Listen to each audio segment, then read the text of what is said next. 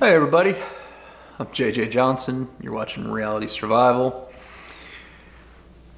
I'm really frustrated because I just spent the last about hour going over, making like 4 videos and there was no sound on them. I haven't done that in a long time. So, okay, I guess we're gonna just do this all over again, whatever. God, I'm irritated right now. Okay, so we're going to talk about excessive rule of law. I'm probably going to forget stuff now. I got some notes I'm following here, but I'm going to try to do this best I can. So let's talk about, over the past 10 years or so, I've talked about without rule of law situations quite a bit. I haven't really talked about excessive rule of law situations very much, and I'm not talking about this is all hypothetical, right? So we're not talking about like a martial law situation, although a martial law situation would be an excessive rule of law environment. I don't think that we have enough troops to do that on a wide scale. You could probably pull it off in about 10 major cities, probably less, maybe 5 or 6. But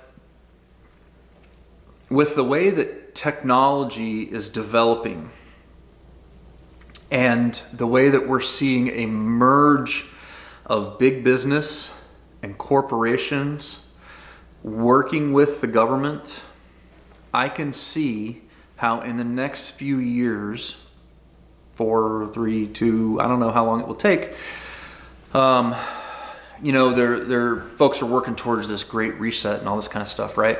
So I could see a situation to where there is cooperation between corporations and government to the point that due process is being circumvented, and basically information is being handed over to government agencies, from these corporations to say law enforcement officers, law enforcement agencies or whatever to look at. Now, I don't think we're there now, make that clear, but I think that when some of the older guys retire, and people that have been educated in the college education system and within the last 5 and 6 years start to move into positions of management and all that kind of stuff, I could see how there could potentially be a shift in the focus of law enforcement and those kind of things, going down the road.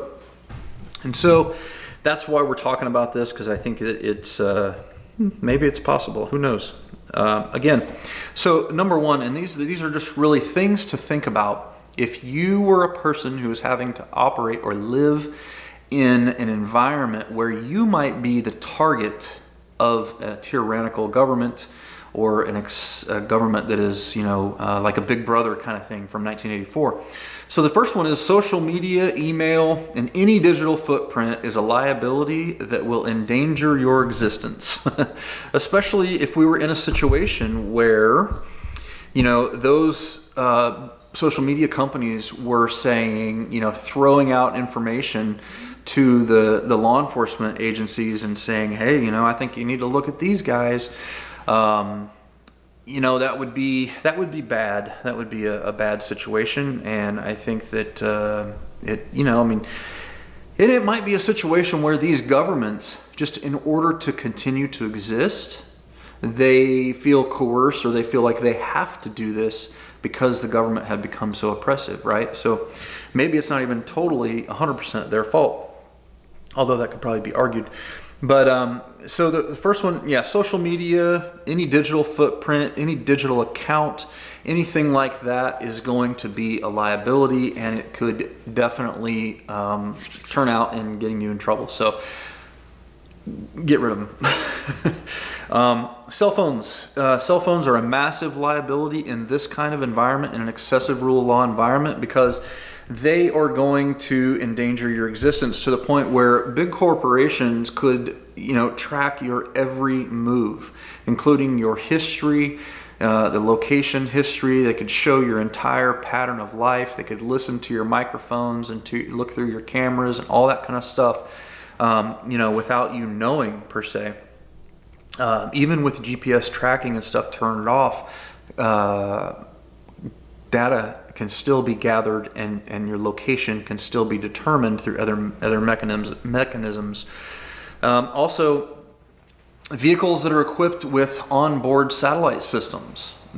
These companies are. Son just got home from going in town. These companies might be in a position where they have to hand over your location data, your history, all that kind of stuff. Might even be able to listen into conversations that are being taken place in cars. So any device that hooks up to the internet, especially those that have microphones and speakers like Alexa and Google and all those kinds of devices, Google Home and all that kind of stuff, the Nest software, there's lots of different ones, but those all could also be used to essentially spy on you, right? And that information might be being fed into large databases, especially if we got to the point where artificial intelligence was being utilized by a government that is, tyrannical or whatever, to process data and build categories and columns of potential targets and those kinds of things. That could be really, really damaging. All right, so the next one is going to be facial recognition software. This could be used to track your movement and identify participation in anti-government activities. And so in that kind of environment, you would definitely want to think about wearing masks, and stuff like that to cover your face, just to make it a little bit more difficult. I know we don't want to wear masks now because of the coronavirus and stuff, but if we were ever living in this kind of situation, it might be a good idea to wear masks. All right, so the next thing is distinctive clothing. This is something that a lot of people don't necessarily think about, but a sufficiently advanced artificial intelligence and even just, somebody who is really good at this could potentially build a profile of you to where they could track distinctive clothing, to where they could track patches, like morale patches and stuff that people wear, specific kind of baseball caps. There's even technology that can identify your gait and how you walk, your walking patterns. Some people think that camouflage is maybe difficult to track, but camouflage patterns actually are very specific. They're almost like a fingerprint in some ways. So, just something to think about if you are in a place to where you're being filmed. You don't want to wear the kinds of clothing that would allow you to be tracked easily. So those distinctive patches, colors, particular styles, you want to be very nondescript in the kind of clothing, that you would be wearing. Another thing is even if you have an older vehicle but you still have a license plate on it, then you could be tracked by license plate readers, and those things could be used to potentially identify the area where you're coming from. So your home. Obviously your home, if it's registered on your license plate, then that would be known. But even if you were living in a place that wasn't your registered address, they could backtrack how you move through traffic and stuff like that to find, get closer and closer to your point of origin until they eventually found you. So license plate readers could also be used as well. Let's see, number 8 here on the list is talking about utility companies. Utility companies could potentially develop, with advanced enough software, they could develop energy profiles of you. And so, they would have a history of you living in this residence, and they could say, in these months he has these amounts of usage. If they see those usages spike, they might anticipate or think that, you're doing some activity that could be shady or nefarious, or maybe you've got more people living in the house than you have registered with the government, or something along those lines, right? So that's something to think about as well. And that's just another reason to try to be more energy independent, be more self-reliant, and all those kinds of things.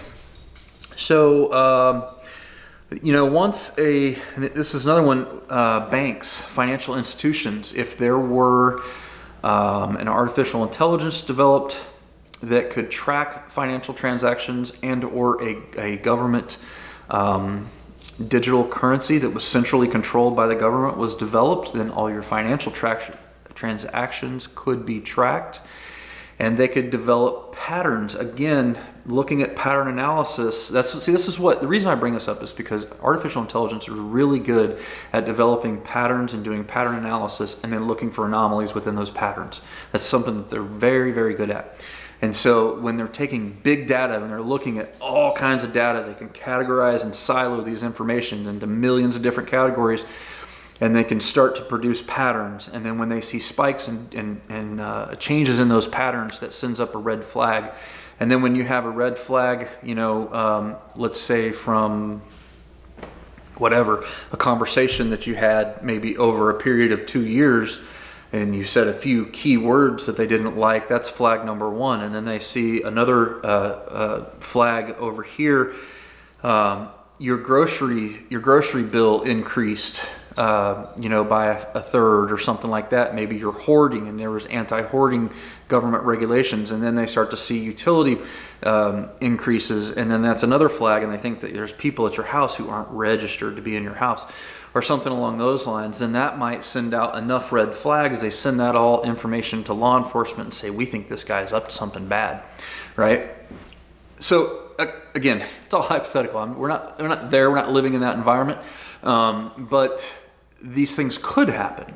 They could happen in the future, and it's something to think about. It's a reason to try to strive to be well prepared today, so that you don't have to do those things, and to be able to exist in an excessive rule of law situation. Hopefully this is making sense. Grocery stores, I mentioned those might be a situation where you might find that your local grocery store tells you, if you're going to shop here, you have to use our little tracking card, okay? Because companies have learned that when they are the only game in town, they can tell you things, and you just have to go with it, right? And it's, of course, they're just using it so that they can offer you coupons and all that kind of stuff. It's no big deal. It's not that they're behind the scenes tracking all of your purchases and developing a profile on you on what your family normally consumes, right? But again, it could be used that way if a person were so inclined to do so. So anyhow, that is the 10 things that I just wanted to throw out there to consider for having to live and operate in a excessive rule of law situation. Again, it's a hypothetical. We're not quite there. Now, some people might make an argument that we're almost there already.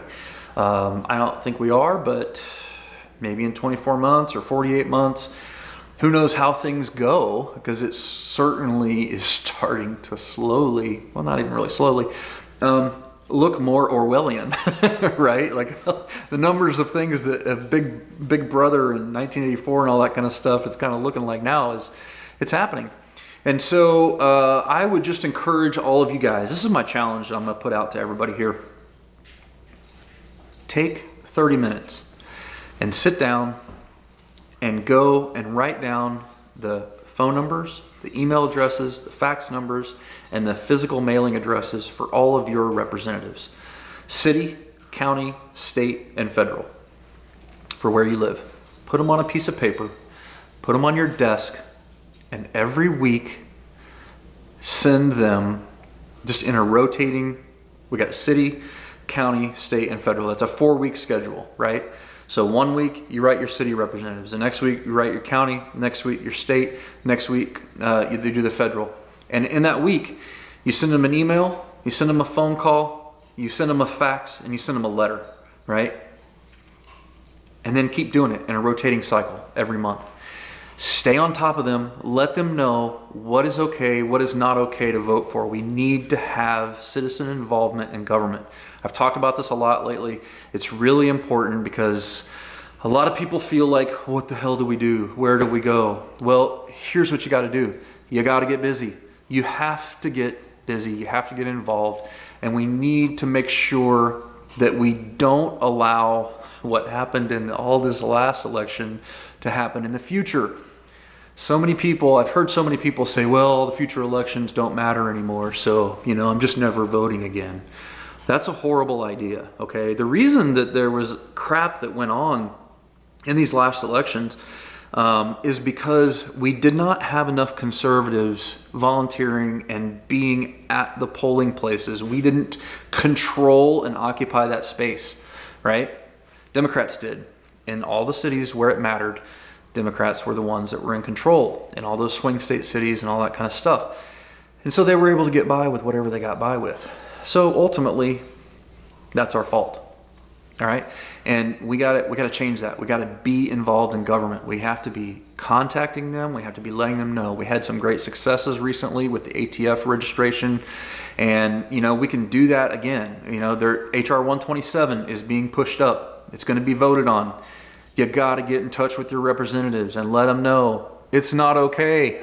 We won't put up with it. Be professional, be polite, and just let them know that you don't want any kind of anti-gun laws or any of that kind of stuff. But that has to happen on a regular basis. It has to happen all the time. They have to know you're watching. They got to know that thousands and thousands and millions of people are watching. So get involved.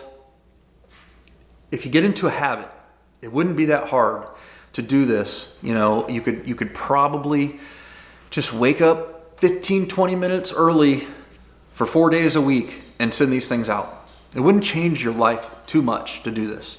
So I just challenge you to get out there and do that. Another thing I'm going to ask you to do is go over to my website, AmericanPreppingAcademy.com, sign up for the email list, and take a look at the content over there. We've got lots of lessons up there on prepping and survival. We've got different topics. I've got emergency checklists that you can download. We're going to have more and more is going to be uploaded to it all the time. It's totally free. All I ask is that you sign up for my email list so that when my channel gets taken down, because I make content like this, that I can get in touch with you. That'd be cool, So anyway, and if you use the affiliate links over there, that's awesome. That helps support the channel. Totally appreciate it. Anyhow, don't forget to live the 6 Ps. Proper prior preparation prevents poor performance. Stay safe, guys.